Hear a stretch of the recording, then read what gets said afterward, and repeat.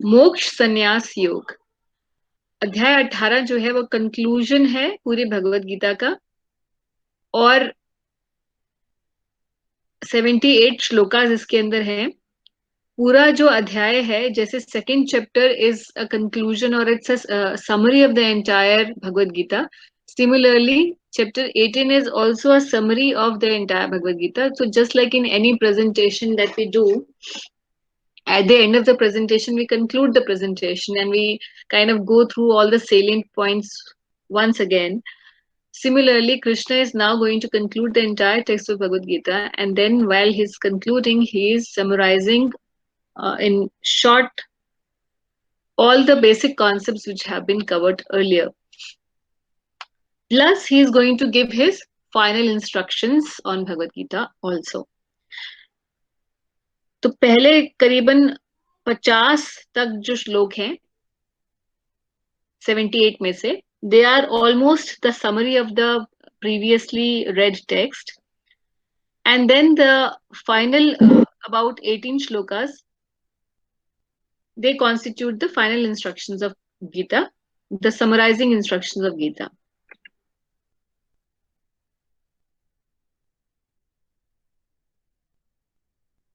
Okay.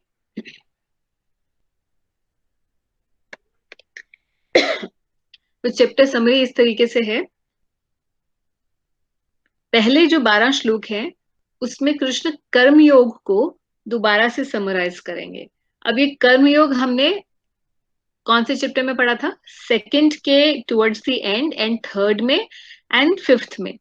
तो तीसरा अध्याय, पांचवा अध्याय और दूसरे का जो लेटर पोर्शन है वो सारा कर्मयोग से ही रिलेटेड है। उनको पहले 12 श्लोकों में भगवान समराइज करेंगे। फिर 13 से 18 ज्ञान योग। ज्ञान योग हमने पढ़ा था चौथा अध्याय, 13वां अध्याय, 15वां भी अध्याय, इनफैक्ट इवन 14th चैप्टर में भी ज्ञान योग की ही व्याख्या है। तो 13 to 18 में ज्ञान योग को कंप्लीट समराइज करेंगे भगवान। 19 to 40 he is going to talk about again his favorite subject. Krishna's favorite subject is the three modes of nature. If you see in the entire Bhagavad Gita, a lot of stress Krishna has given in explaining these three modes. What is the three modes? Who is the controlling deity? How to work in the three modes? How to transcend the three modes? How he is above the three modes? All these concepts. This is his favorite concept. Now, 19 to 40 he is going to again talk about these same concepts. And shloka number 41 to 48 then will tell about worshipping Krishna through one's work. तो वर्णाश्रम धर्म के बारे में, और वर्णाश्रम की क्या क्या रिस्पॉन्सिबिलिटीज होती हैं, और उस वर्णाश्रम के अंदर रहते हुए उन कर्मों को करते हुए कैसे कोई भगवान को साथ ही साथ पा सकता है, उसके बारे में डिस्कशन 41 to 48 में। 49 to 55 then Krishna will tell about how one can move from ज्ञान योग to pure devotional service. ज्ञान से भक्ति पर कैसे पहुंचा जाता है। 56 to 66 this is the portion which is, you can say, this is the cream of Bhagavad Gita. इसके अंदर दो सार श्लोक की भगवद गीता आती है। सार श्लोक की भगवद गीता श्लोक नंबर 65 और 67 है, जिसमें अल्टीमेट इंस्ट्रक्शन भगवान देते हैं कि कैसे हर जीवात्मा को भगवान को अपने आप को समर्पित करना चाहिए। And from 67 to 78 will be Arjun's surrender and how he responds to Krishna after hearing the entire Bhagavad Gita. What is the change in Arjun and how he changes his attitude to not fighting, to fighting, and then to fighting for Krishna's sake. So ये chapter 18 की summary होगी। तो हम जानते हैं भगवत गीता शुरू हुई थी सिर्फ एक इस बात से कि अर्जुन युद्ध नहीं करना चाहते थे। अर्जुन युद्ध नहीं करना चाहते थे तो अर्जुन ने यही कहा कि अपने प्रियजनों को देखकर, going back to chapter 1, Arjun प्रियजनों को देखकर अपने जब सेना के मध्य में खड़े हुए बोला कि आप मेरा रथ जो है, हे कृष्ण मेरा रथ लेके जाइए दोनों सेनाओं के मध्य में, और मैं जाके देखना चाहता हूं कि अर्जुन ये कहते हैं कि मैं जाके देखना चाहता हूँ कि धृतराष्ट्र के दुर्बुद्धि पुत्र दुर्योधन के समर्थ में कौन कौन यहाँ पर मुझसे युद्ध करने के लिए आए हैं। और जब भगवान लेके गए रथ वहां, तो अर्जुन अपने ही सगे संबंधियों को देखकर कहते हैं कि इन लोगों को, जिनमें बहुत सारे मेरे पूजनीय लोग हैं, उनको देखकर मैं अब इतना विचलित हो गया हूँ, इतना मैं मोहित हो गया हूँ, इतना मैं भाव भाव से व्याकुल हो चुका हूँ। Now I don't want to fight because a lot of them are my respectful elders. मेरे गुरुजन हैं और मेरे पितामह हैं, इन सबको देखकर मैं इन्हीं को, अपने भाइयों को, इन सबको मैं क्यों मारूं? क्योंकि इनको मारना तो, ये तो बहुत बड़ा पाप होगा। अपने ही स्वजनों को मारना किसके लिए? सिर्फ एक संपत्ति, धन और राज्य के लिए। ऐसे तो बहुत ऐसे लोग करते हैं जो अधर्मी लोग होते हैं, अपने ही स्वजनों का वध कर देते हैं केवल सत्ता को पाने के लिए या साम्राज्य को पाने के लिए, ये थोड़ा धन पाने के लिए किसी का भी वध कर देते हैं। ऐसे तो बहुत ही गिरे हुए नीच लोगों का काम है। तो मैं ऐसे अधर्म के काम में नहीं लगना चाहता हूँ। तो ये अर्जुन का मेन क्वेश्चन था, जिसके ऊपर सारी भगवत गीता फिर शुरू हुई। और अर्जुन ने बार बार कृष्ण से यही प्रश्न पूछा कि मैं तो यहाँ, इससे अच्छा ये है, जिस परिस्थिति में मैं हूं उस परिस्थिति से अच्छा ये है कि मैं सब कुछ त्याग कर मैं वन में चला जाऊं। ये इन कर्मों को, जो क्षत्रिय के जो घोर कर्म है, इसको मैं त्याग कर वन में जाना चाहता हूँ। फिर भगवान ने उन्हें अलग अलग तरीके से समझाया कि किस प्रकार से ये महाभारत का जो युद्ध है वो एक धर्म युद्ध है। भगवान ने 11वें अध्याय में पहले तो समझाते रहे, उसके बाद फिर ये भी बताया कि 11वें अध्याय में तो दिखा ही दिया अपना विराट रूप, और दिखाया कि किस प्रकार से अपना काल रूप जब भगवान ने दिखाया तो बताया कैसे वो सबका संहार करने के लिए यहाँ आए हैं, और कैसे जो युद्ध का जो निर्णय होने वाला है उसको, उसका ग्राफिक रिप्रेजेंटेशन भगवान ने अपने विराट रूप में अर्जुन को दिया, और बताया कि कैसे उन्हीं की इच्छा से ये सब कुछ हो रहा है, क्योंकि धर्म की स्थापना करने के लिए आसुरी प्रवृत्तियों का अंत होना जरूरी है। और इसीलिए अर्जुन को बोला कि निमित्त मात्र भव सव्य सचिन, निमित्त बनो आप मेरे इस उद्देश्य में, आप निमित्त बनिए। अर्जुन भी समझ गए कि भगवान कृष्ण ही हैं, और क्योंकि कृष्ण भगवान है इसलिए मुझे उनकी शरणागति स्वीकार करनी चाहिए। फिर भगवान से और आगे प्रश्न पूछे, और ये सब होते होते डिस्कशन, अब फिर से अर्जुन उसी क्वेश्चन को पूछेंगे जो पूरी भगवत गीता में बेसिक क्वेश्चन जो अर्जुन का था। हालांकि अर्जुन ने बहुत सारे प्रश्न पूछे, मगर जो बेसिक क्वेश्चन अर्जुन का था वो यही था कि क्या कर्म करना चाहिए या संन्यास ले लेना चाहिए, कर्म संन्यास ले लेना चाहिए, क्या कर्मों को त्याग देना चाहिए, क्योंकि कर्म जो है इस भौतिक जगत में हमें बांधते हैं, हमें शुभ और अशुभ फल देते हैं, और फिर उन्हीं शुभ और अशुभ फलों को पाने के लिए, उन्हीं को भोगने के लिए व्यक्ति को इस मृत्यु संसार में बैठे रहना पड़ता है। तो क्या हमें इन कर्मों को त्याग देना चाहिए या फिर हमें कर्मों को करना चाहिए? तो work in devotion is better और renunciation of work, which one of them is better? He asked this question in the beginning of chapter 3. He asked this question in the beginning of chapter 5. He is now going to ask the same question. So इसीलिए the conclusion is, till the time your query is satisfied, keep asking questions. In spiritual life, it's very, very important for our advancement that we must ask questions in a humble way.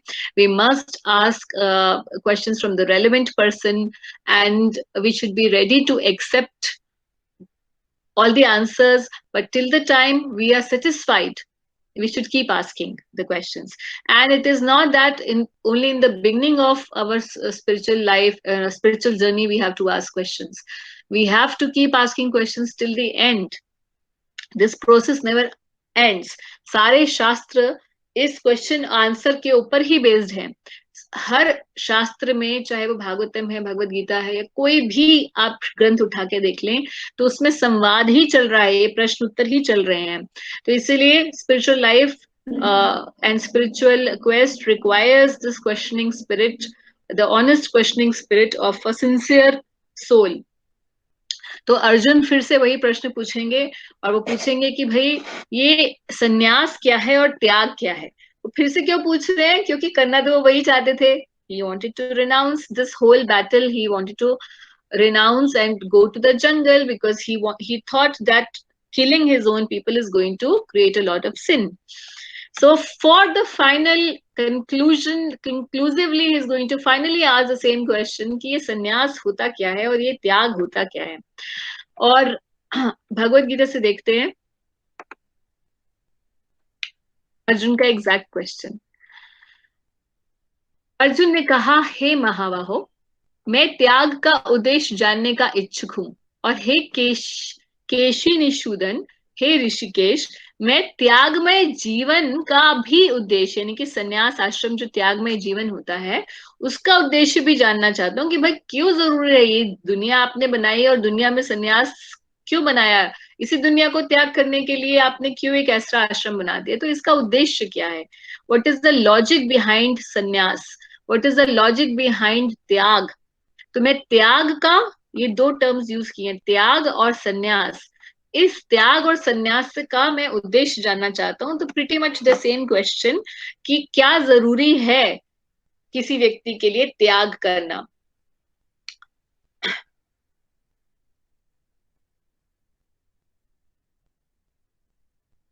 अब भगवान क्या बोलते हैं? देखिए, इससे पहले हमने जब सेकंड चैप्टर और थर्ड चैप्टर में ये क्वेश्चन पूछा गया था तो भगवान ने इमीडिएटली, अगर आपको याद हो, तो immediately Krishna had answer that work in devotion is better than renunciation of work. यानी कि त्याग से ज्यादा बेहतर है निष्ठा पूर्वक कोई निष्काम भाव से अपना कर्म करे. अगर निष्काम भाव से कर्म करेगा तो कर्म बंधन उसे नहीं लगेगा. उसी चीज को ही अब भगवान दोबारा से कहेंगे. अगर एक बार देखें सेम क्वेश्चन को, आई विल जस्ट एक सेकेंड.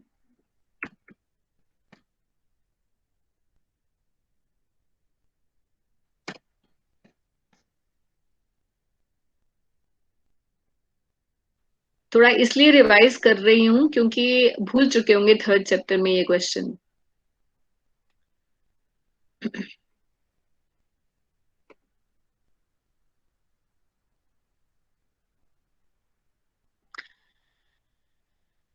हाँ, प्लीज 3.2 में भगवान से यही पूछ रहे हैं कि please tell me decisively which one is more beneficial for me. What is more beneficial, whether renunciation of work is better or devotion, work in devotion is better. So Krishna will say, uh, I think I should have done from the Veda base. Let me show you from here.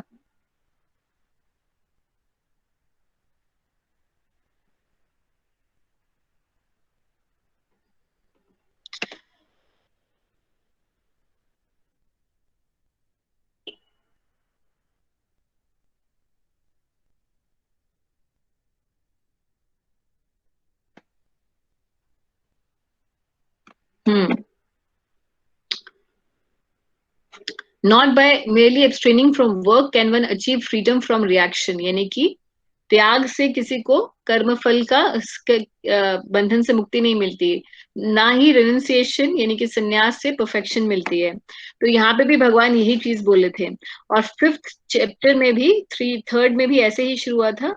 और अगर हम fifth chapter में देखें तो भी अर्जुन ने यही question पूछा था.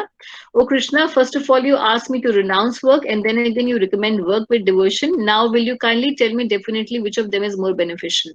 तो same question, whether renunciation is better or work in devotion is better. और यहाँ पे भी भगवान जो है यही आंसर देंगे अर्जुन को कि the renunciation of work and work in devotion are both good for liberation. मुक्ति के लिए दोनों ही अच्छे हैं, but of them work in devotion is better than renunciation of work. यानी कि कर्म को करना निष्काम रूप से वो बेटर है, work in devotion is better than renunciation of work, मतलब त्याग से. अब इसी चीज को भगवान सेम चीज यहाँ अर्जुन सेम क्वेश्चन को फिर से लेकर आए हैं कि सन्यास का क्या उद्देश्य है. और सन्यास अगर का उद्देश्य अगर जो है वो सेम है कर्मफल के त्याग से या उससे भिन्न है, ये पूछना चाह रहे हैं. हाँ, तो अब कृष्ण का सिमिलर आंसर जो पहले भी आया था वही आंसर भगवान दोबारा भी रिपीट करेंगे। थोड़ा सा बेस इसलिए बना रही हूँ, बिल्कुल हम भूल चुके होंगे थर्ड और फिफ्थ चैप्टर को। So and in between Bhagavad Gita में हमने बहुत सारे और कॉन्सेप्ट्स भी पढ़े हैं। तो again it is because it is a concluding chapter, it is coming back to the same square, the whole circle has been traveled and it is coming back to the same basic question of Arjun. तो भगवान ने कहा कि भौतिक इच्छा पर आधारित कर्मों के परित्याग को विद्वान लोग संन्यास कहते हैं। तो संन्यास भगवान ने आश्रम को नहीं बोला, भगवान ने कहा कि भौतिक इच्छा पर जो आधारित कर्म है, जो भी मैं कोई इच्छा करती हूँ, कोई भी भौतिक इच्छा, उसको उसकी पूर्ति के लिए जो कर्म करती हूँ, ऐसे कर्मों को त्याग देना उससे संन्यास कहते हैं। और समस्त कर्मों के फल त्याग को बुद्धिमान लोग त्याग कहते हैं, यानी कि कर्म फल को ही त्याग तो उसे त्याग कहा जाता है। अब भगवान अलग अलग जगह बता रहे, कुछ लोग ऐसे बोलते हैं, कुछ लोग ऐसे बोलते हैं, कुछ लोग ऐसे बोलते हैं, यानी कि अलग अलग मत बताएंगे और फिर बोलेंगे कि अल्टीमेटली क्या है वो भी बताएंगे। कुछ विद्वान घोषित करते हैं कि समस्त प्रकार के सकाम कर्मों को दोषपूर्ण समझ करके त्याग कर देना चाहिए, कि भाई इस दुनिया में हर चीज ही दोषपूर्ण है। ऐसा कुछ विद्वान लोग कहते हैं कि कोई भी सकाम कर्म करोगे, कोई भी कर्म करोगे, तो उसमें कोई ना कोई हेतु तो होगा आपका, इसीलिए वो दोषपूर्ण होगा, इसलिए सारे कर्मों को त्याग दो। ऐसा कौन कहते हैं? ज्ञानी लोग कहते हैं। वो कहते हैं इस दुनिया के अंदर कोई भी काम मत करो, क्योंकि काम, हर काम दूषित है। किंतु अन्य विद्वान मानते हैं कि यज्ञ, दान तथा तपस्या के कर्मों को कभी नहीं त्यागना चाहिए। और ये बात पहले भी 17वें अध्याय में भगवान कह चुके हैं। हे भरत श्रेष्ठ, अब त्याग के विषय में मेरा निर्णय सुनो। शास्त्रों में त्याग 3 तरह से बताया है। तो बिल्कुल हमने आपको बताया था, जैसे कृष्णा का फेवरेट टॉपिक है ना, हर चीज को 3 भागों में डिवाइड कर देते हैं, यानी कि सत्वगुण, रजोगुण और तमोगुण के अंदर।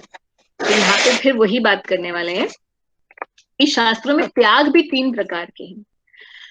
कैसे 3 प्रकार कोई त्याग कर सकता है? जनरली तो हम सोचते हैं अगर कोई त्यागी है तो बहुत महान है, मगर ऐसा नहीं है। जैसे हमने पिछली बार देखा था कि दान भी 3 प्रकार का है।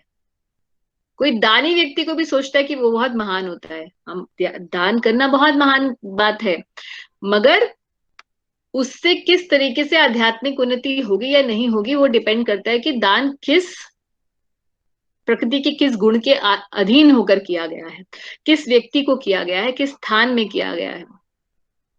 भगवान कहते हैं कि भौतिक प्रकृति के 3 गुणों में से जिस गुण में त्याग किया जाता है उसी के अनुसार त्याग का प्रकार समझना चाहिए। तो यज्ञ भी, दान भी, तपस्या भी हमने पिछली बार देखा था।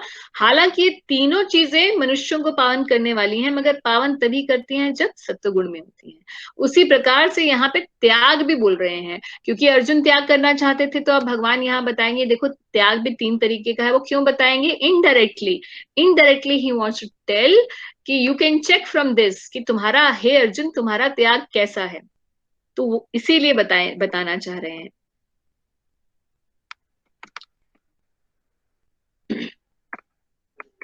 अब भगवान का कंक्लूजन क्या है कि यज्ञ, दान तथा तपस्या के कर्मों को, हालांकि ये भी कर्म ही होते हैं, इनको कभी परित्याग नहीं करना चाहिए, उन्हें अवश्य संपन्न करना चाहिए। निस्संदेह यज्ञ, दान तथा तपस्या महात्माओं को भी शुद्ध बनाते हैं।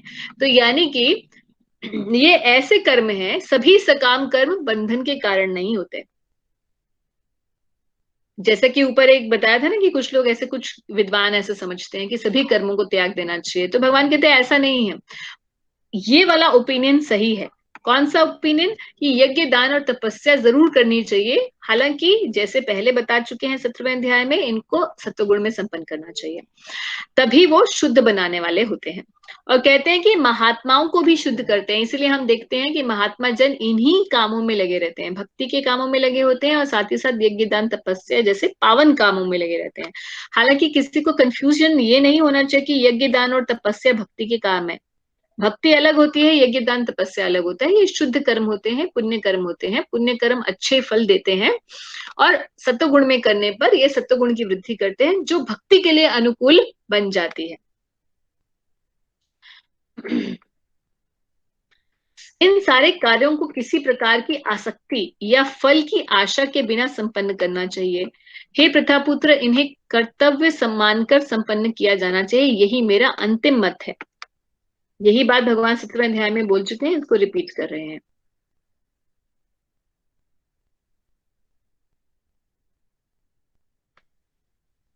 निर्दिष्ट कर्तव्यों को कभी नहीं त्यागना चाहिए। यदि कोई मोहवश अपने नियत कर्मों का परित्याग करता है तो ऐसे त्याग को तामसी कहा जाता है। तो हमने देखा है कई लोग ऐसे होते हैं, वो अपने जो भी उनकी मटेरियल रिस्पॉन्सिबिलिटीज होती हैं उनको वो एग्जीक्यूट नहीं करते हैं। Why? Because they are very difficult to perform, और because of some or the other bewilderment they think, oh, it's too troublesome to do it.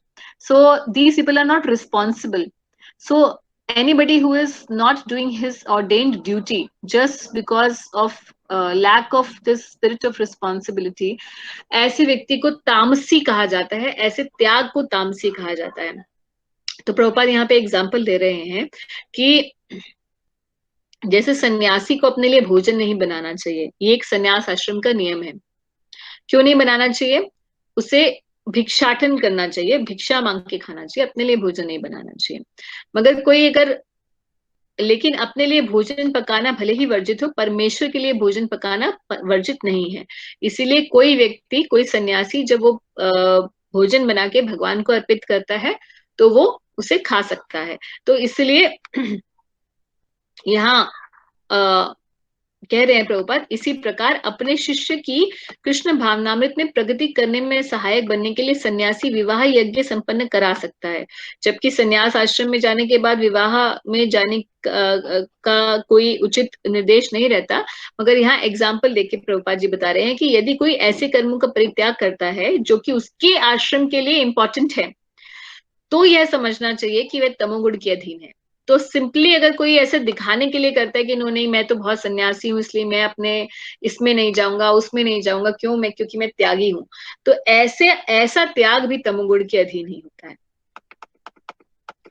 अब कहते हैं कि जो व्यक्ति नियत कर्मों को कष्टप्रद समझकर या शारीरिक क्लेश के भय से त्याग देता है, उसके लिए कहा जाता है कि उसका त्याग रजोगुण में है। ऐसा करने से कभी त्याग का उच्च फल प्राप्त नहीं होता। तो जस्ट बिकॉज समथिंग डिफिकल्ट, जैसे इसमें एग्जाम्पल है कि कोई स्त्री है, वो सोचती है अरे गर्मी का बहुत मौसम है, वैसे स्त्रियों के लिए ये निर्देश है कि उन्हें घर में भोजन पकाना चाहिए, उनका एक वन ऑफ देयर रिस्पॉन्सिबिलिटीज, और वो कष्टप्रद समझ के यानी बहुत गर्मी है, छोड़ो छोड़ो हम कौन करेंगे ये सब काम। तो इससे अगर ऐसा कोई व्यक्ति अपने कर्मों को, जस्ट इस स्मॉल एग्जाम्पल, तो उसको त्यागता है, तो ऐसा त्याग रजोगुण में है। कोई अपने ऑफिस में भी ऐसा कर सकता है। हम लोग कई बार कोई चीज अपनी रिस्पॉन्सिबिलिटीज को ओवरलुक करते हैं just because there too much work, who will do so much of work. तो that is a conception in the mode of action. Arjun, जब मनुष्य नियत कर्मों कर्तव्य को करणीय मान कर करता है और समस्त भौतिक संगति तथा फल की आसक्ति को त्याग देता है, तो उसका सात्विक त्याग कहलाता है। तो अर्जुन जो है यहाँ पर कैसे कर रहे थे? अर्जुन का त्याग ऐसा नहीं था। अर्जुन के लिए भगवान ये बता रहे हैं कि किस प्रकार से जो तुम्हारा त्याग था, जो तुम सोच रहे थे कि मैं अपने जो कर्म, जो नियत कर्म है क्षत्रिय का, युद्ध करना धर्म की स्थापना के लिए, तुम उसे नहीं कर रहे थे, तो तुम्हारा तो जो त्याग था वो सात्विक नहीं था, तुम्हारा त्याग तो राजसिक और तामसिक था। क्योंकि सात्विक त्याग तो वो होता है जिसमें मनुष्य अपने नियत कर्मों को करणीय मानकर करता है कि ये करने हैं, मेरा कर्तव्य है इसलिए मुझे करना है। It is to be done as a matter of duty, no matter how troublesome it may be. और भौतिक संगति तथा फल की आसक्ति को त्याग कर करता है। तो ऐसे त्याग को सात्विक त्याग कहलाते हैं।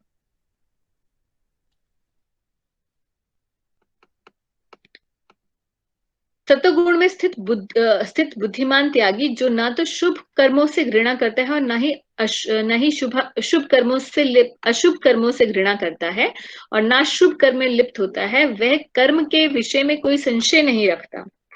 और कहते हैं कि आगे बड़ी प्रैक्टिकल बात भगवान कहते हैं कि निस्संदेह किसी भी देहधारी प्राणी के लिए समस्त कर्मों का त्याग कर पाना असंभव है। ऐसे तो पॉसिबल ही नहीं है, क्योंकि the nature of soul is to be always active. How can a person renounce all the things in this world? मगर what can be renounced is the desire to enjoy the fruits of those results. लेकिन जो कर्म फल का परित्याग करता है वह वास्तव में त्यागी कहलाता है। इसका मतलब ये है, अब प्रभुपाद यहाँ एग्जाम्पल देते हैं कि भगवत गीता में कहा गया है कि मनुष्य कभी भी कर्म का त्याग नहीं कर सकता। अतएव जो कृष्ण के लिए कर्म करता है और कर्म फलों को भोगता नहीं, तथा जो कृष्ण को सब कुछ अर्पित करता है, वह वास्तविक त्यागी है। अब ऐसा व्यक्ति हो सकता है त्यागी के ड्रेस में हो या नहीं हो, he may be very much among us, but he will be called a perfect tyagi according to Bhagavad Gita. अंतरराष्ट्रीय कृष्ण भावनामृत संघ यानी कि इस्कॉन में अनेक सदस्य हैं जो अपने कार्यालयों, कारखानों या अन्य स्थानों में कठिन श्रम करते हैं, और वे जो भी कुछ कमाते हैं उसे संघ को दान दे देते हैं। Of course, it's not that 100% they do on a practical level, but they allocate some portion. ऐसा महात्मा व्यक्ति वास्तव में सन्यासी है और वे सन्यास में स्थित होते हैं। यहाँ स्पष्ट रूप से बताया गया है कि कर्म फलों का परित्याग किस प्रकार और किस प्रयोजन के लिए किया जाए। तो यहाँ जो मेन बात है, ये वही बात है जिसको 3rd चैप्टर में या फिर 2.47 में कर्मण्येवाधिकारस्य श्लोक में कहा था, या 3रे अध्याय में भगवान ने बार बार कहा था कि किस प्रकार से कर्म फल का जो त्याग है उसी को त्याग देने को ही से ही कर्म बंधन से मुक्ति पाई जा सकती है। तो निष्काम कर्म योग जिसको हमने 2nd chapter, 3rd chapter, 5th chapter में पढ़ा था, उसी निष्काम कर्म योग को दोबारा से भगवान यहाँ पे रिवाइज करा रहे हैं। जो त्यागी नहीं है, जिसके लिए इच्छित अनिच्छित यानी कि इष्ट अनिष्ट यानी कि डिजायरेबल एंड अनडिजायरेबल एंड मिश्रित मिक्स्ड, ये 3 प्रकार के कर्म फल मृत्यु के बाद इनको ऐसे व्यक्तियों को मिलते हैं। तो कोई बोले अरे भाई मुझे क्यों त्याग के बारे में बता रहे हो, मुझे थोड़ा त्याग करना है। तो यहाँ भगवान कह रहे हैं कि त्यागी अगर नहीं हो तो तुम्हें क्या मिलेगा मृत्यु के बाद? जो भी तुमने कर्म किया है उसकी good, bad and mixed results मिलेंगे। इसलिए त्याग तो भैया करना ही पड़ेगा। अगर त्याग नहीं किया तो फिर तैयार हो जाओ कि मृत्यु के बाद इन सभी कर्मों को, जिनका कर्म फल त्यागा नहीं है, उनको भोगने के लिए तैयार हो जाओ। अच्छे होंगे, बुरे होंगे, मिक्स्ड होंगे, that is according to your deeds. लेकिन जो सन्यासी है उसे ऐसे फल का दुख सुख नहीं भोगना पड़ता। इसीलिए भगवान ने बार बार बताया है कि जो भी कर्म करते हैं उसमें फल की इच्छा के बिना जब किया जाता है, as a matter of duty, it is done for the pleasure of the Supreme Lord, then such work is not binding. और ऐसा वर्क बाइंडिंग नहीं होता, इसीलिए ऐसे काम करने से व्यक्ति को मृत्यु संसार के अंदर घूमना नहीं पड़ता है।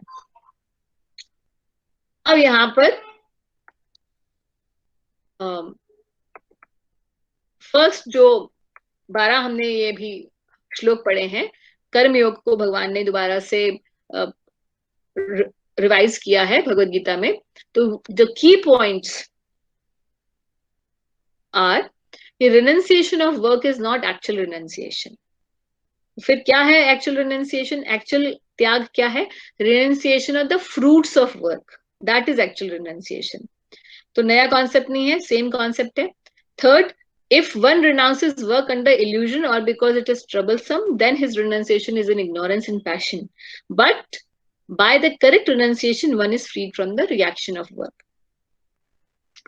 अब सेक्शन 2 ज्ञान योग का है, जिसमें श्लोक नंबर 13 से 18 पढ़ेंगे। इसमें भगवान बताते हैं कि हर कर्म के 5 फैक्टर्स हैं। ये नया कॉन्सेप्ट आपको लगेगा, हालांकि ये कॉन्सेप्ट हमने 5th चैप्टर में किया है, कंसेप्चुअली सेम है, मगर कुछ फैक्ट्स चेंज होंगे इसके अंदर। कोई भी काम संपन्न करने के लिए 5 फैक्टर्स होते हैं। पहला, place of action, then the performer who is the soul, senses, endeavours and super soul. कोई भी काम जो मन से, वाणी से या शरीर से किया जाता है, उसको संपन्न करने में 5 फैक्टर्स होते हैं। तो हमने पहले भी देखा था, इसका ही एक्सप्लेनेशन पढ़ा था, मगर हमने पढ़ा था कि जीवात्मा भी होती है, प्रकृति भी होती है, और प्रकृति के साथ साथ परमेश्वर, प्रकृति, परमेश्वर और जीवात्मा, ये तीनों मिलके किसी भी काम को संपन्न करते हैं। अब 13वें श्लोक से पढ़ना शुरू करते हैं कि हे महाबाहो अर्जुन, वेदांत के अनुसार समस्त कर्म की पूर्ति के लिए 5 कारण हैं, अब तुम इन्हें मुझसे सुनो। तो ये वाला प्रसंग क्यों शुरू किया भगवान ने? प्रभुपाद बताते हैं तात्पर्य में कि यहाँ पर प्रश्न पूछा जा सकता है कि क्योंकि प्रत्येक कर्म का कुछ ना कुछ तो फल होता ही है, तो फिर ऐसे कैसे संभव है कि कृष्ण भावनामय व्यक्ति यानी कि भक्त के लिए कर्मों के फलों का सुख दुख उसे नहीं भोगना पड़ता? ऐसा कैसे पॉसिबल हो सकता है? सभी को तो भोगना पड़ता है। और भक्त भी कोई अलग काम थोड़ा ना कर रहा है, वो भी तो खा रहा है, पी रहा है, उठ रहा है, बैठ रहा है, ऑफिस जा रहा है, अपने सब जो काम दुनिया कर रही है वो काम भी वो भी कर रहा है। तो ऐसा कैसे है कि भक्त को नहीं भोगना पड़ रहा? तो भगवान वेदांत दर्शन का उदाहरण देकर यह दिखाने के लिए देते हैं कि किस प्रकार ये संभव है, और बताते हैं कि हर समस्त कर्मों के 5 कारण होते हैं, और अतएव किसी कर्म में सफलता के लिए इन 5 कारणों का विचार करना पड़ता है। अब 5 कारण होते हैं, मगर जो एक व्यक्ति जो कर्म फल से लिप्त होता है वो अपने आप को कर्ता समझता है, और इसीलिए उसे सुख दुख भोगना पड़ता है उन कर्म फलों का। मगर एक भक्त जो होता है वो ये जानता है कि इन 5 कारणों में, ये जो 5 फैक्टर्स हैं, इन सब में जो सबसे इंपॉर्टेंट फैक्टर है वो भगवान है। भगवान की इच्छा के हिसाब से ही वो काम करता है, इसीलिए उसको कर्म फल नहीं लगते।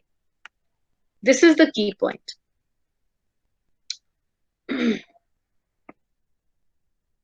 कर्म नियंत्रण भगवान परमात्मा में नियंत्रण परमात्मा में निहित है। जैसे कि भगवत गीता में कहा गया है, सर्वस्य चाहम हृदय सन्निविष्टो। वे प्रत्येक व्यक्ति को उसके पूर्व कर्मों का स्मरण कराकर किसी न किसी कार्य में प्रवृत्त करते हैं। कौन? परमात्मा। और जो कृष्ण भावना भावित कर्म अंतर्यामी भगवान के निर्देशानुसार किया जाता है, यानी कि जो भी भक्ति का कर्म किया जाता है, भक्ति के काम होते हैं, उनका फल ना तो इस जीवन में ना ही मृत्यु के पश्चात मिलता है। तो यही पॉइंट है कि it may look like a person who is a devotee and a non-devotee, they may be behaving exactly in the same way, they may be going through the motions and the actions of life in a similar way, but one is free from the reactions of work and one is attached, one has to get implicated with the reactions of his work. The only difference is that a devotee understands that he has to act as ordained by Lord, and whatever he does in this life, whatever result of his actions is, he gives it to Krishna, and that is why he is not implicated in the karma bandhan. तो ये बात बहुत छोटी सी है मगर उसका implication बहुत जबरदस्त है। अब ये 5 चीजें कौन सी होती है इनको समझते हैं। कर्म का स्थान ये शरीर होता है। कर्ता, कर्ता मतलब, क्योंकि हम शरीर तो है नहीं, हम आत्मा है, तो कर्ता मतलब सोल। शरीर, कर्ता मतलब सोल। विभिन्न इंद्रियां, विभिन्न इंद्रियां मतलब हमारी जितनी भी कर्मेंद्रियां, ज्ञानेंद्रियां हैं, उन्हीं के द्वारा हम कोई भी कर्म करते हैं। अनेक प्रकार की चेष्टाएं यानी कि डिजायर्स, उन डिजायर से इंपेल होकर ही अपनी इंद्रियों और अपने शरीर के इस्तेमाल करके उनको कर्ता किसी कर्म को करता है। मगर ये सब होने पर भी अगर किसी कर्म में परमात्मा की स्वकृति ना हो तो वो कर्म संपन्न नहीं हो सकता। जैसे कि कोई व्यक्ति कोई करता है, यानी कि जीवात्मा है, उसकी इच्छा भी है यानी कि चेष्टा भी है कि मैं कोई फलाना काम करूं, मगर मान लीजिए कि उसका शरीर ठीक से काम नहीं कर रहा, उसकी इंद्रियां ठीक से काम नहीं कर रही, तो वो काम उसको संपन्न नहीं कर पाएगा। तो शरीर भी चाहिए, इंद्रियां भी चाहिए। अगर किसी के पास शरीर भी है, इंद्रियां भी है, मगर उसके पास डिजायर ही नहीं है किसी काम को करने की, तो even though he may be very qualified, he may have everything, तभी भी वो कार्य संपन्न नहीं होगा। मगर अगर ये सब कुछ फैक्टर्स भी हों, यानी कि शरीर भी है, हमारे पास एबिलिटी भी है, हमारी डिजायर भी है किसी काम की, मेरा ये काम जो है हो जाए, मैं आईएएस बनना चाहता हूं। अब मैं, the soul wants to become an IAS, he has a desire, यानी कि चेष्टा भी है, उसका शरीर भी है, उसकी इंद्रियां भी हैं, उन इंद्रियों को लगाकर वो प्रयास भी कर रहा है, मगर अगर परमात्मा की स्वीकृति नहीं है तो वो काम संपन्न नहीं हो पाएगा। इसीलिए भगवान कह रहे हैं हर काम को संपन्न करने के लिए पांचों फैक्टर्स इंपॉर्टेंट हैं, मगर इन सभी फैक्टर्स में सबसे ज्यादा इंपॉर्टेंट फैक्टर है भगवान की स्वीकृति।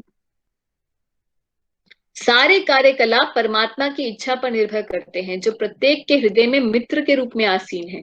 परमेश्वर परम कारण है, अतएव जो इन परिस्थितियों में अंतर्यामी परमात्मा के निर्देश के अंतर्गत कृष्ण भावनामय होकर कर्म करता है, वह किसी कर्म में बनता नहीं है। इसीलिए भगवान अर्जुन को ये सब कुछ बता रहे हैं कि कि जो भी तुम काम करने वाले हो उसमें मेरी स्वीकृति है, परमात्मा की स्वीकृति है, और क्योंकि ये मेरे बिहाफ पर तुम्हें युद्ध करने वाले हो, इसलिए समझ जाओ कि तुम कर्म बंधन में लिप्त नहीं होंगे। जो पूर्ण कृष्णा भावनामय है, वे अंततः अपने कर्मों के लिए उत्तरदायी नहीं होते। सब कुछ परम इच्छा परमात्मा भगवान की इच्छा पर, भगवान पर निर्भर होता है। तो यहाँ पर पांच चीजें बताई हैं, और जस्ट हमने ये पूरा डिस्कशन किया था 5th चैप्टर में, जहां पे मैंने आपको एक स्क्रीन दिखाई थी जिसमें एक एग्जाम्पल था, एक छोटा बच्चा लेटर पोस्ट कर रहा था, तो उसके फादर जो है वो उसको लेटर पोस्ट करने में हेल्प कर रहे हैं, क्योंकि वो बहुत छोटा है और लेटर पोस्ट नहीं कर पा रहा।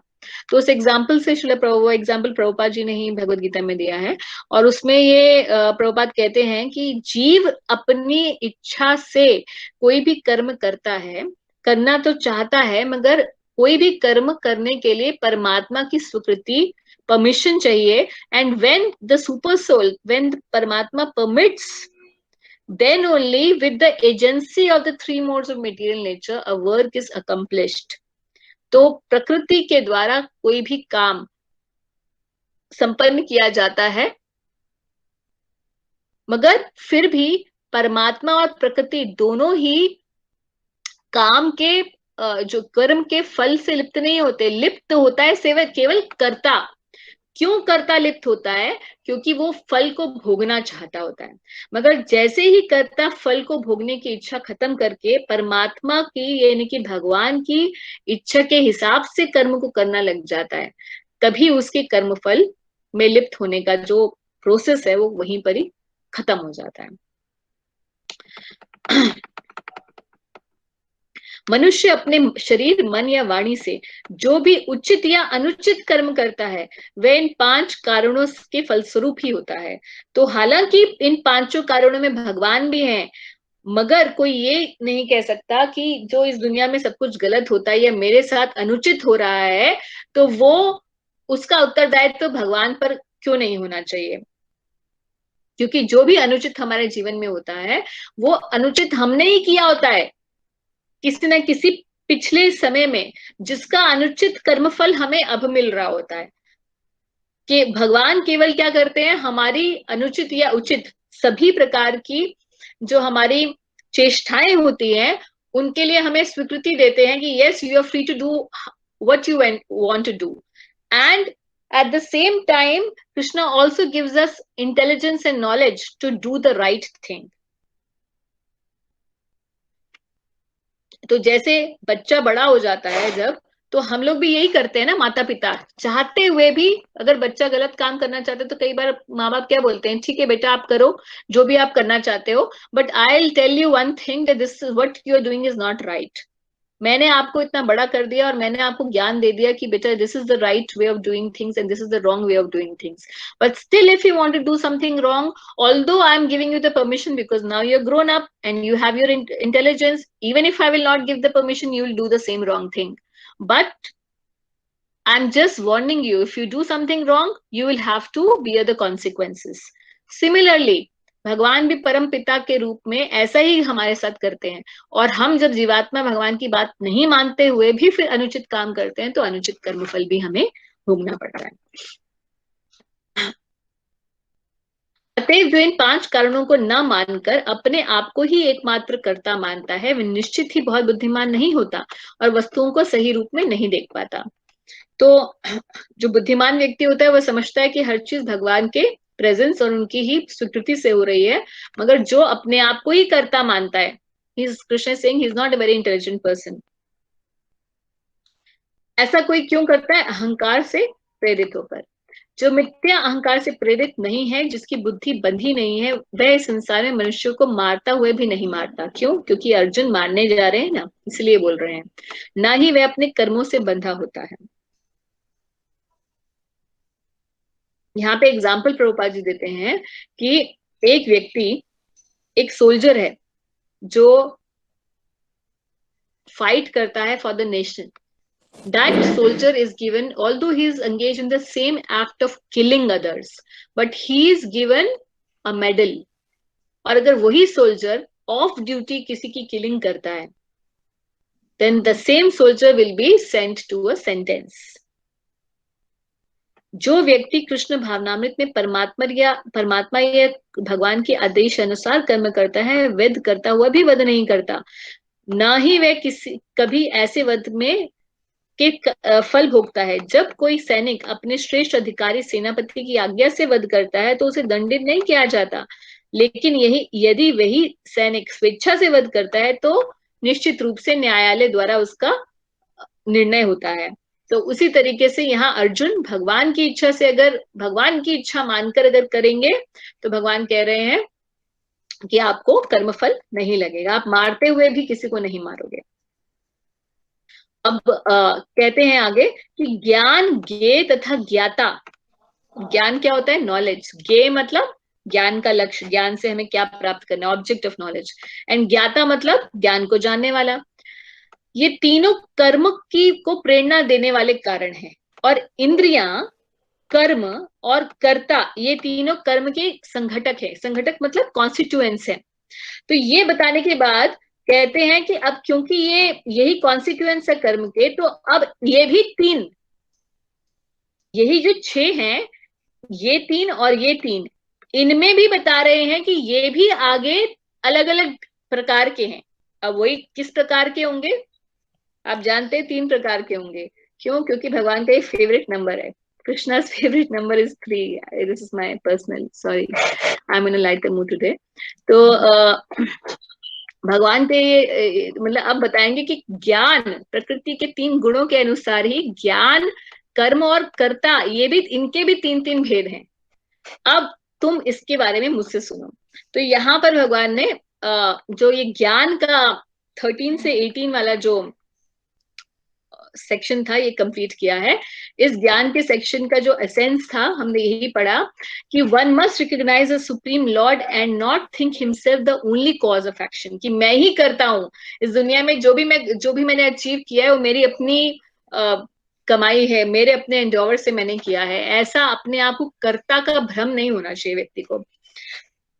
One must give up the false ego of doer and then one remains free from the results of action. And the analogy of soldier in army, ये हमने भी पढ़ी। तो ये सेक्शन हमने 13 to 18 किया। अब 19 से लेके 40 तक भगवान शुरू करेंगे अपने फेवरेट श्लोकास 3 गुणों के ऊपर। तो बोलेंगे ज्ञान, कर्म और कर्ता, इनके भी 3-3 भेद हैं। कौन कौन से भेद होंगे? सत्वगुण में, रजोगुण में और तमोगुण में। तो पहले भगवान बताएंगे ज्ञान क्या होता है, सत्वगुणी ज्ञान क्या है, तमोगुणी ज्ञान क्या है, रजोगुणी ज्ञान क्या है। जनरली तो हम सोचते हैं ज्ञान का मतलब सत्वगुणी ज्ञान। By knowledge itself is a word which shows that it is a good thing, but 3 अलग अलग प्रकार की नॉलेज है, 3 अलग अलग प्रकार के कर्म हैं और 3 अलग अलग प्रकार के कर्ता भी हैं। इसके बारे में भगवान हमें बताएंगे। सेक्शन 3 हम शुरू कर रहे हैं। किसी का माइक ऑन है, can you please switch off the mic?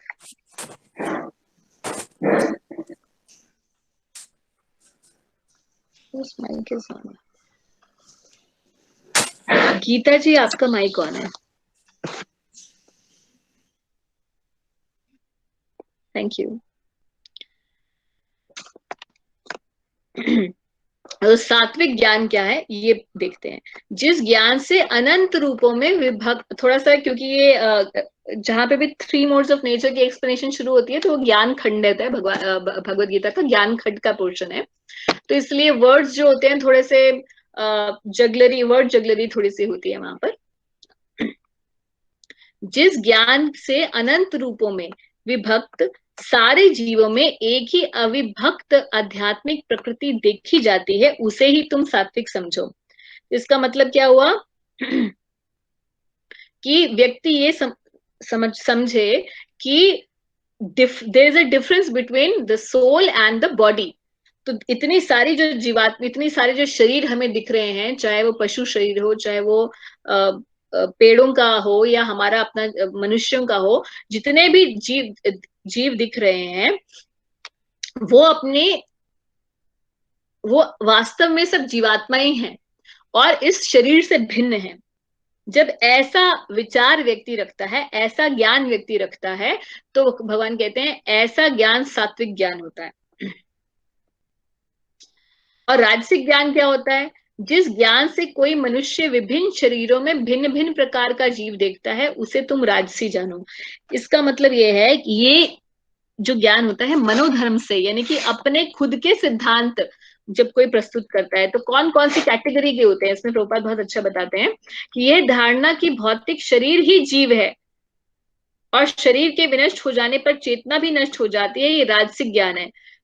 यानी कि हम ये शरीर ही हैं, और क्योंकि शरीर हैं तो इसलिए शरीर से जुड़े हुए सब काम करेंगे, खाएंगे पिएंगे ऐश करेंगे, सुख समृद्धि पाने की कोशिश करेंगे। कल किसने देखा है?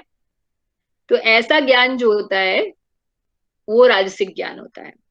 इस ज्ञान के अनुसार एक शरीर दूसरे शरीर से भिन्न है क्योंकि उसमें चेतना का विकास भिन्न प्रकार से होता है, अन्यथा चेतना को प्रकट करने वाला पृथक आत्मा न रहे। शरीर स्वयं आत्मा है और शरीर के परे कोई पृथक आत्मा नहीं है, ऐसा कौन बोलते हैं? रजोगुण ज्ञान वाले। इस ज्ञान के अनुसार चेतना अस्थाई है, ये या यह कि पृथक आत्माएं नहीं होती, एक सर्वव्यापी आत्मा है, ऐसा भी लोग सोचते हैं। ये एक डिफरेंट कंक्लूजन है।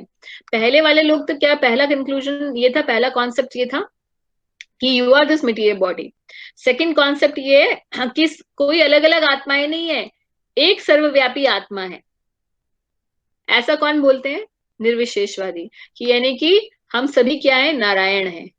ऐसा मायावादी कहते हैं कि, इसीलिए वो एक दूसरे को संबोधित भी करते हैं नमो नारायण कह के, कि एक दूसरे को वो बोलते हैं कि नमो नारायण, एक दूसरे को प्रणाम करते हैं ये बोल के कि आप भी नारायण है, मैं भी नारायण हूँ। ज्ञान के पथ पे ये चलते हैं, मायावादी इनको कहा जाता है। हालांकि भक्त लोग भी एक दूसरे को प्रणाम करते हैं, मगर वो एक दूसरे को प्रणाम करते हैं ये देखकर कि ये भी भगवान का भक्त है, इसलिए इसको मैं प्रणाम कर रहा हूँ। मगर ये जो ज्ञान होता है जिसमें लोग ये सोचते हैं एक ही सर्वव्यापी आत्मा है और वो अलग अलग आत्माएं नहीं है, यानी कि जीव भगवान से भिन्न नहीं है, वो एक परमात्मा ही हर अलग अलग भौतिक शरीरों में यहाँ पर वास किए हुए है, ऐसा जो ज्ञान होता है वो भी रजोगुणी होता है। तीसरी जो चेतना है, तीसरा इसका पहलू है, यह है कि इस शरीर के परे कोई विशेष जीवात्मा या परमात्मा आत्मा है ही नहीं। तो शरीर के परे कोई भी जीवात्मा नहीं है, जीवात्मा का अस्तित्व ही नहीं है, परमात्मा का भी अस्तित्व नहीं है, ये शरीर ही सब कुछ है। ये सारी धारणाएं रजोगुण से उत्पन्न है। तो ऐसे सारे ज्ञान के जो आधार है रजोगुण से है। तामसिक ज्ञान क्या है? तामसिक ज्ञान यह है कि वह ज्ञान जिससे मनुष्य किसी एक प्रकार के कार्य को जो अति तुच्छ है उसे सब कुछ मानकर सत्य को जाने बिना उसमें लिप्त रहता है, उसे तामसिक ज्ञान, तामसिक कहा जाता है। इसका मतलब क्या हुआ? किसी एक तुच्छ कार्य में उसी को सब कुछ मान लिया। अधिकांश दुनिया यही करती है। दुनिया में लोगों को ये तो कॉन्सेप्ट ही नहीं है कि ज्ञान क्या है, शरीर क्या है, आत्मा क्या है। Forget all this, we just want to earn money, and that money, with that money you cannot even buy one single second if it has been lost. You cannot buy good health, you cannot buy peace of mind, जो अति तुच्छ है, जरूरी है दुनिया में जीने के लिए। And I am a chartered accountant, तो लेट मी से कि it is important, money is important to live, but the way it has been propagated in this world as if it is the end, that is wrong. तो यहां भगवान कह रहे हैं कि जो अति तुच्छ चीज है उस कार्य को सब कुछ मान लिया, यानी कि my career is everything for me, I am a mother, my child is everything for me.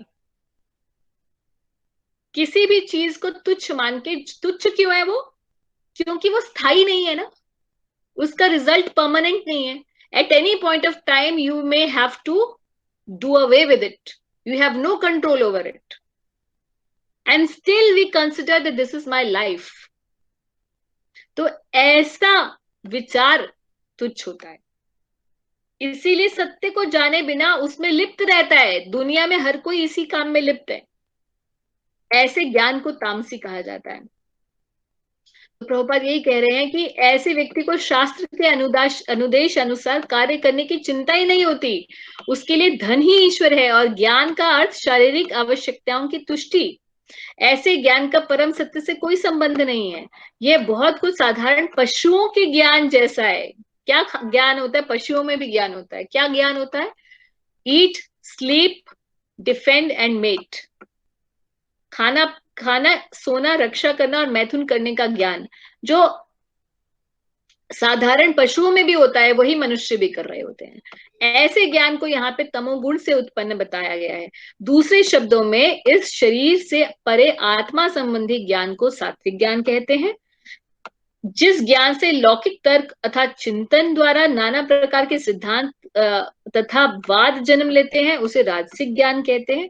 शरीर को सुखमय बनाए रखने वाले ज्ञान को तामसिक कहते हैं। तो यहां तो भगवान ने ज्ञान के 3 पहलू बताए। अब बताएंगे कर्म भी 3 प्रकार का होता है।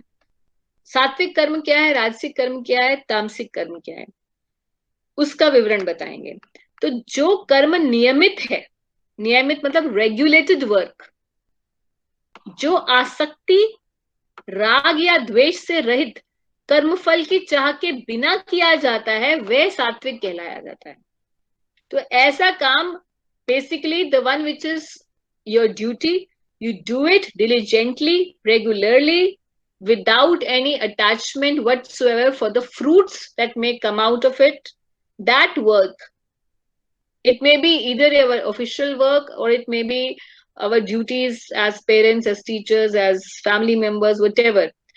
Any work which is done without attachment to the fruit and which is done on a regularly means as it is required, ऐसे कर्म को सात्विक कहा जाता है, सात्विक कर्म है। लेकिन जो कार्य अपनी इच्छा पूर्ति के लिए, जहां इच्छा आ गई वहीं रजोगुण बन जाता है, जहां कर्तव्य आ जाता है वहीं सत्वगुण बन जाता है। तो तामसी क्या होता है? बिल्कुल उल्टा, बिल्कुल सत्वगुण का उल्टा। लेकिन जो कार्य अपनी इच्छा पूर्ति के निमित्त प्रयास पूर्वक एवं मिथ्या अहंकार के भाव से किया जाता है, उसे रजोगुणी कहा जाता है।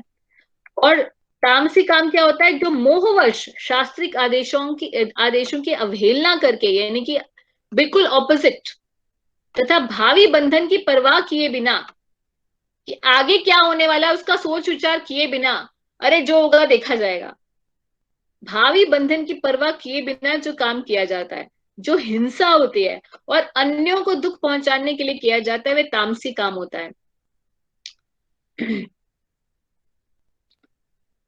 अब ये कर्म के 3 विभाग बताए, ज्ञान के बता चुके हैं, और उसके बाद क्या बोलते हैं भगवान?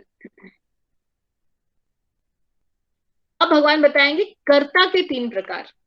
तो एक बार हम लोग थोड़ा सा स्लाइड शो पे देखते हैं, इजी टू अंडरस्टैंड हो जाएगा।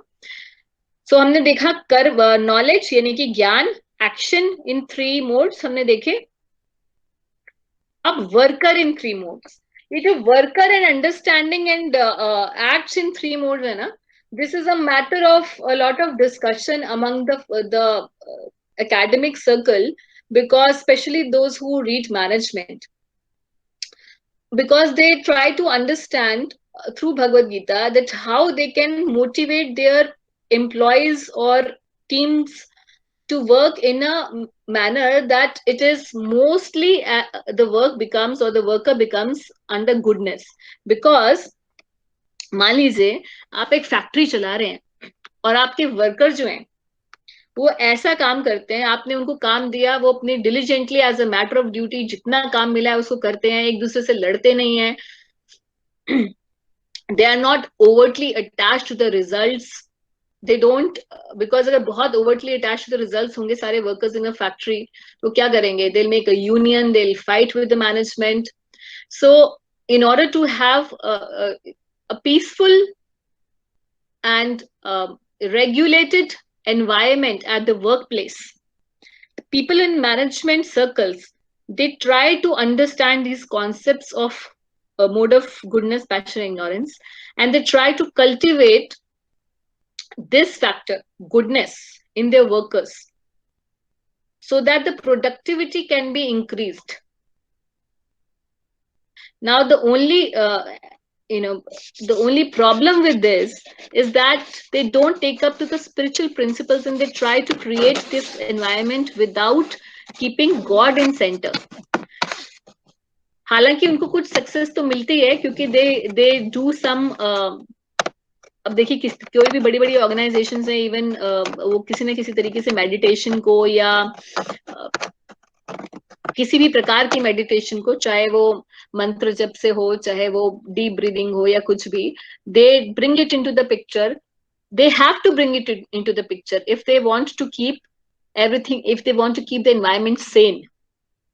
And that is the reason also why all these management gurus are advocating all these big organizations to bring in some aspect of either, not if not spiritually, because spiritual, when you talk about spirituality or religion, it becomes a matter of debate among various people, because people come with different faiths and different religions, but they want to bring something secular into their work environment just to create a good environment so that the productivity can be increased.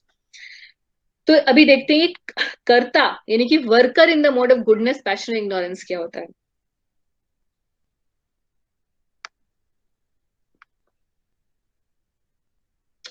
सात्विक कर्ता के बारे में भगवान बताते हैं कि जो व्यक्ति भौतिक गुणों के संसर्ग के बिना अहंकार रहित होकर संकल्प से कि ये काम मुझे करना है, संकल्प ले लिया कि अभी इसको पूरा करके ही उठूंगा, उत्साहपूर्वक एंथुजियास्टिकली अपना काम करता है और सफलता तथा असफलता में अविचलित रहता है, वह सात्विक कर्ता कहलाता है. मान लीजिए कि आपकी टीम में ऐसे ही लोग हों तो how easy it becomes to manage them. और अगर आप एक फैक्ट्री ओनर हैं, आप एक बिजनेसमैन हैं, and all your people who are working, वो संकल्प से काम करें कि हाँ जी ये हमें बताया गया, हमें जैसा बताया हमें उस काम को करना है, as a matter of duty we have to do, और हमेशा एंथुजियास्टिक रहे, मोटिवेटेड रहे हमेशा, और चाहे सफलता हो या असफलता हो, बॉक डाउन ना हो. तो it becomes the whole there's no reason why that business or that venture will or that team will not prosper. तो यहां भगवान कह रहे हैं सात्विक, इसीलिए जो सत्वगुण है वो not just in our spiritual endeavours but also in our material life, cultivation of sattvaguna can help us achieve heights. तो राजसिक कर्ता क्या होता है? राजसिक कर्ता को जब पढ़ेंगे तो आपको कॉर्पोरेट के अंदर बहुत सारे लोगों का फेस याद आएगा. जो कर्ता कर्म तथा कर्म फल के प्रति आसक्त होकर फलों का भोग करना चाहता है कि मेरा भैया मेरा बोनस क्या हुआ. पहली बात तो कर्म फल से आसक्त है, यानी कि आपने उसे काम दिया और उसने बोला कि हाँ मैं करूंगा मगर मुझे कितना परसेंट मिलेगा प्रॉफिट, या मेरा उसमें बोनस क्या होगा. तथा जो लोभी है तो ग्रीडी होने की वजह से क्या करेगा, अंडर टेबल ट्रांजैक्शंस करेगा. You can't trust that person, you can't trust that team member. लोभी है तो कहीं भी सीक्रेट्स दे देगा, प्लांट के जो सीक्रेट्स है वो जाके दूसरे कॉम्पिटिटर्स को दे देगा. क्यों? धन मिल जाएगा ऐसे करने से. सदैव ईर्ष्यालु है तो आप जानते हैं कई बार आप अपनी टीम में होते हैं तो आपके टीम मेंबर्स में से बहुत सारे आपके लोग होते हैं जो दे आर सो, और इधर they are your team members और दे आर काउंटर पार्ट्स, जो चाहते हैं कि इसका प्रोफाइल भी मुझे मिल जाए, या अगर कोई टीम मेंबर है वो तो चाहते हैं ये जाए और मैं बॉस बन जाऊं। तो सदैव ईर्ष्यालु हैं, अपवित्र हैं। अपवित्र क्यों है? क्योंकि वो किसी भी तरीके से धन कमाने या अपने अपने गोल को पाने के लिए अच्छा बुरा का विचार नहीं करेंगे, अपवित्र हैं।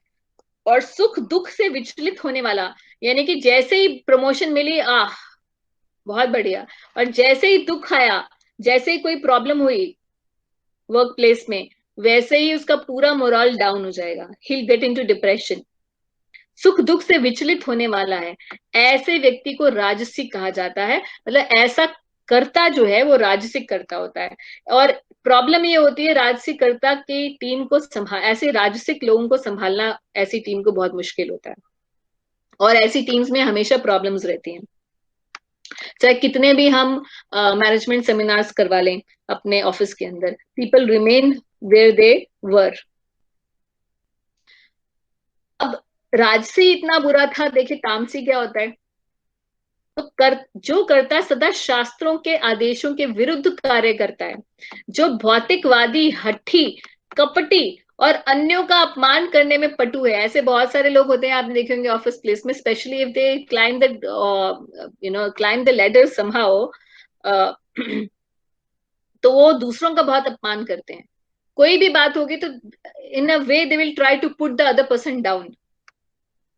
जो आलसी होते हैं, सदैव खिन्न रहते हैं, खिन्न मतलब इरिटेटेड ऑल द टाइम। देखा आपने ऑफिस में बहुत सारे ऐसे लोग होते हैं, कुछ भी बोल दो ऑलवेज इरिटेटेड होते हैं, वो सीधे मुंह कभी जवाब नहीं देते। तथा काम करने में दीर्घ सूत्री होते हैं। दीर्घ सूत्री मतलब एक दिन का काम है, वो काम कितने दिन, 10 दिन में करके देगा। प्रोकास्टिनेशन जिनमें होती है, दीर्घ सूत्री होते हैं। वे काम कर सकते हैं मगर करेंगे नहीं, वे तमोगुणी होते हैं। तो आप अब आप देखिए आपकी टीम, अगर आप कोई टीम संभालते हैं, या आप खुद को भी विचार करके देख सकते हैं what kind of worker you are. So worker in the three modes. इसके भगवान बताएंगे अंडरस्टैंडिंग, कैसी अंडरस्टैंडिंग होती है थ्री मोड्स के अंडर। पहले धृति बताएंगे, फिर बाद में अंडरस्टैंडिंग आती है। यहाँ तो भगवान ने हमें तीन चीजें बताई हैं थ्री मोड्स के अंदर। वैसे समय हो गया है, एक और सब्जेक्ट ले लेंगे और उसके बाद बताएंगे, उसके बाद फिनिश करेंगे मतलब। हे धनंजय, अब मैं प्रकृति के तीन गुणों के अनुसार तुम्हें विभिन्न प्रकार की बुद्धि तथा धृति के विषय में बताऊंगा। तो बुद्धि मतलब अंडरस्टैंडिंग यहाँ पर, और धृति का मतलब डिटर्मिनेशन। तो उनके बारे में भगवान कहते हैं, सुनिए। हे प्रतापुत्र, वह बुद्धि सत्वगुणी है जिसके द्वारा मनुष्य ये जानता है कि क्या करणीय और क्या नहीं, क्या नहीं है, किससे डरना चाहिए किससे नहीं, क्या बांधने वाला है और क्या मुक्ति देने वाला है। ऐसी बुद्धि जो होती है कि good intelligence is able to discriminate between what's wrong what's right, क्या करना चाहिए इस दुनिया में और क्या नहीं करना चाहिए।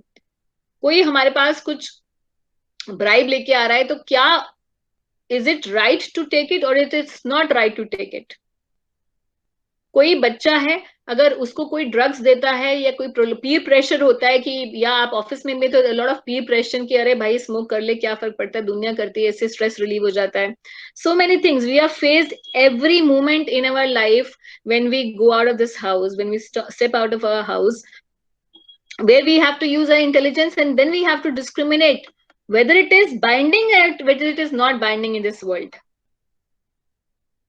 क्या बांधने वाला है, क्या मुक्ति देने वाला है। ऐसी बुद्धि जिसमें रहती है, सजग रहती है, ऐसी बुद्धि तो सत्वगुणी बुद्धि होती है। सत्वगुणी बुद्धि अर्जित कैसे होती है? पहली बात तो सत्वगुण का संग करके। सत्वगुण का संग कैसे करें? Get up early in the morning, take a bath, keep clean in your body, in your mind, in your actions, be straightforward, be pleasant, and try to inculcate all these qualities of Sattvagun which are there in Bhagavad Gita. Do your duty as a matter of um, uh, as a as your duty as ordained to you, and don't be overtly attached to the results. but do the performance in the best of your spirits. And above all, by taking association of Bhagavad Gita, reading the scriptures, and association of devotees, and above all, by chanting the holy name. Because when we chant the holy name, जब हम भगवान के नामों का जप करते हैं, तो ये पवित्रता हमारे अंदर अपने आप आने लग जाती है, क्योंकि भगवान के सानिध्य में हम होते हैं. तो इन सब प्रक्रियाओं को जब हम करते हैं, तो अपने आप सत्वगुण की बुद्धि विकसित हो जाती है. अलग से सत्वगुण की बुद्धि से केवल कोई सोचे इंटेलेक्चुअली मैं कुछ पढ़कर या सिद्धांत को पढ़ के मैं कर लूंगा, तो that doesn't work. That may work only for some short period of time, but it will not work, especially when unfavorable situation will come. तब जो हमारा एक्चुअल कैरेक्टर है वो उभर के आ जाता है. इसीलिए अपने कैरेक्टर पे रोज काम करना होता है. जो बुद्धि धर्म तथा अधर्म, करणीय तथा अकरणीय कर्म में भेद नहीं कर पाती, वो राजसी होती है. यानी कि क्या करना है क्या नहीं करना है वो नहीं विवेक होता किसी में. What is right what is wrong नहीं भेद कर पाती, वो राजसिक बुद्धि होती है. मगर तामसी क्या होती है? तामसी होती है बिल्कुल ऑपोजिट सत्वगुण का. यानी कि जो मोह तथा अंधकार के वशीभूत होके अधर्म को ही धर्म समझती है और धर्म को अधर्म समझती है, बिल्कुल ऑपोजिट, और सदैव विपरीत दिशा में प्रयत्न करती है. हे पार्थ, वे तामसी बुद्धि होती है. आगे के श्लोक जो हैं, हम लोग अभी आज हमने 32 श्लोक पढ़े हैं, 78 श्लोक आज हैं, तो हम लोग नेक्स्ट सेशन में करेंगे.